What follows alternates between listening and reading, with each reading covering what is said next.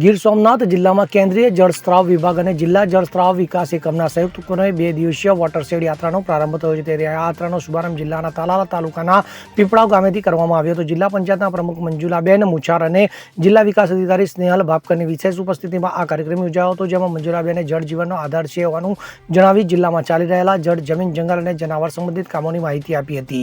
ત્યારે જિલ્લા ગ્રામ વિકાસ એજન્સીના નિયામક યોગેશ જોશીએ વોટરશેડ યાત્રા દરમિયાન હાથ ધરનાર વિવિધ કાર્યક્રમોની માહિતી આપી હતી અને જળ સંરક્ષણથી થતા ફાયદા અને ખેડૂત જીવનમાં પાણીના મહત્વ વિશે વિસ્તૃત સમજ આપી હતી. તો વધુમાં પીપળાવ અને આસપાસના ગામોના પ્રાકૃતિક ખેતી કરતા ખેડૂતોએ તેમના અનુભવો શેર કર્યા હતા. તો જિલ્લાના જળસ્ત્રાવ એકમના અધિકારીઓએ જિલ્લામાં થયેલી પાણી સંરક્ષણની પ્રવૃત્તિઓની માહિતી આપી હતી. ત્યારે આ યાત્રા પીપળાવ બાદ બ્રાહ્મણવા જશે અને બીજા દિવસે વેરાવળ તાલુકાના ગુણવંતપુર અને ઇન્દ્રોઈનું ભ્રમણ કરશે. તો આ કાર્યક્રમમાં તાલુકા વિકાસ અધિકારી કેપી પરમાર, ઉપસરપંચ ઉકાભાઈ, સ્થાનિક આગેવાનો, શિક્ષક, વિદ્યાર્થીઓ અને ગ્રામજનો મોટી સંખ્યામાં હાજર રહ્યા હતા. Bureau report CN24 news. હવે જુઓ દેશ દુનિયાની તમામ ખબરો તમારી આંગળીના ટેરવે.